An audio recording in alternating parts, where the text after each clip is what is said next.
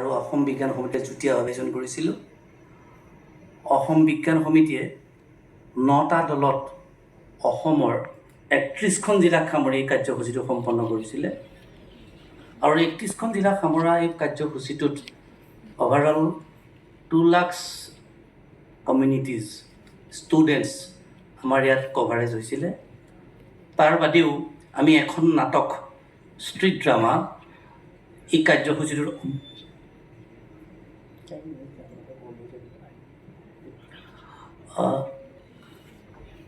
এখন ড্ৰামা পৃথিৱী মানুহ আৰু সেউজীয়া সেইটো মঞ্চস্থ কৰা হৈছিলে। এখনেই নাটক 31খন জিলাত কভাৰেজ হৈছিলে আৰু এই গোটেই সমগ্ৰ নাটকখন আমি বড়োলেণ্ড এৰিয়াত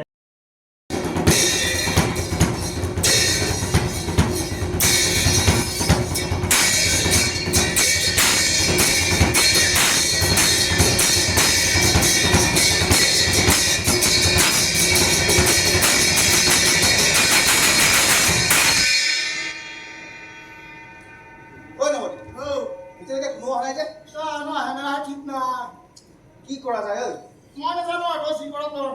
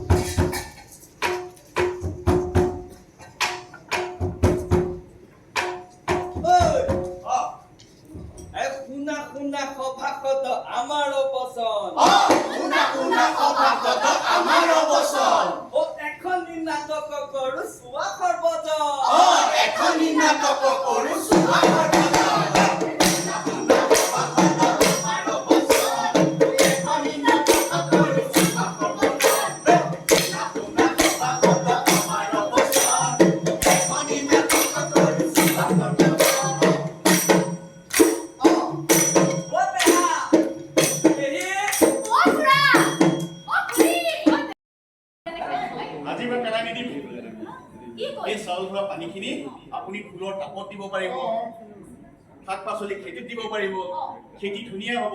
সেই খেতি খালে আমি স্বাস্থ্যৱান হৈ থাকিম, সুস্থ হৈ থাকিম।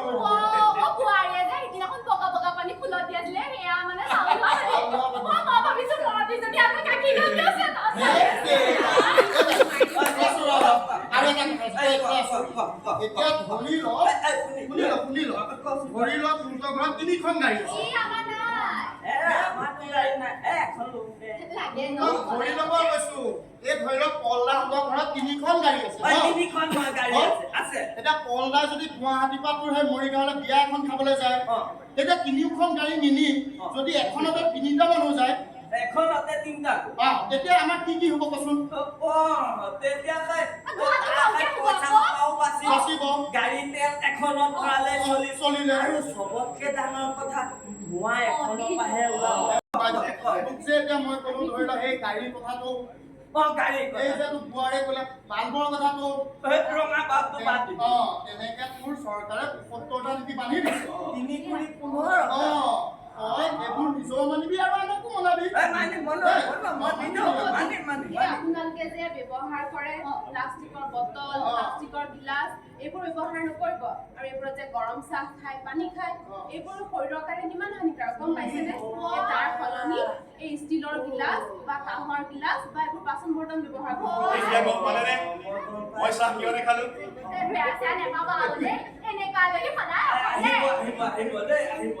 আচ্ছা ৰাজু এই 11 তাৰিখে যে আমাৰ যিখন মিটিং হ'ব তেখেতসকলক লৈ যাব ঠিক আছে মই লৈ যাম তেতিয়াহ'লে মই এতিয়া গৈ থাকোঁ আপোনালোকৰ কামত কিন্তু মই অকণমান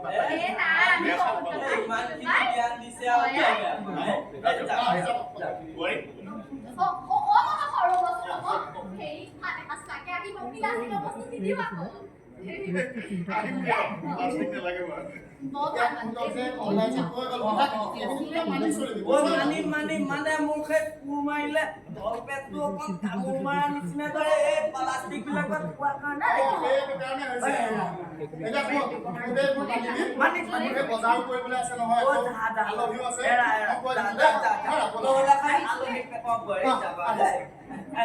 যাবা বাৰু হওক ঐ ৰাজু কথা এটা শুনি ক'লে তেতিয়াহ'লে আজিৰ পৰা মই চাহ খোৱা পাত্ৰ প্লাষ্টিক বাদ দিলো এই মাত্ৰ বুজাই গৈছো তই আকৌ প্লাষ্টিক কিনি পেলাবলৈ গৈছ মই কুচিয়াই তই এই মাত্ৰই কলি ব্যৱহাৰ নকৰিবি পেলাই দে এতিয়া আকৌ কলি কৈ ভাগ হেৰো মই তোক সেইটো পেলাই দিবলৈ কিয় নাই কোৱা জানো তই যদি এইটো পেলাই দিয় মাটিত তেতিয়াহ'লে মাটি প্ৰদূষণ হ'বনে নাই আকৌ ময়ে চাফা কৰিব লাগিব তয়ে চাফা কৰিব লাগিব মাটি দৰাই খাৰ নাই আৰু তই যদি এইখিনি গৈ পেলাই ক'ৰবাত বেয়া ঠাইত জ্বলাইও দিয়গে তেতিয়াহ'লে বায়ু প্ৰদূষণ হ'বনে নাই নাঙা ক'লা ধোঁৱা হ'ব তাৰ কাৰণে তই কি কৰিব লাগিব কচোন দিলেও বিপদ নপচে সদায় নপচে জ্বলালেও প্ৰদূষণ তাতকে এটা ব্যৱহাৰেই নকৰোঁ প্লাষ্টিক ব্যৱহাৰ নকৰিবি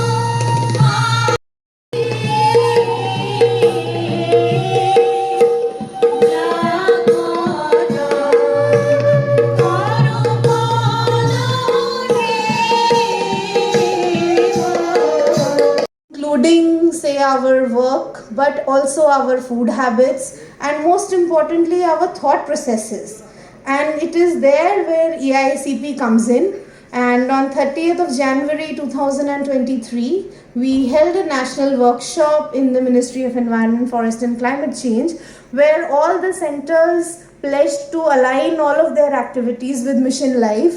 So in EICP we now have a fifth thing in information, awareness, capacity, skilling and Mission Life as well now. So you can say are the foot soldiers to propagate Mission Life all across the country.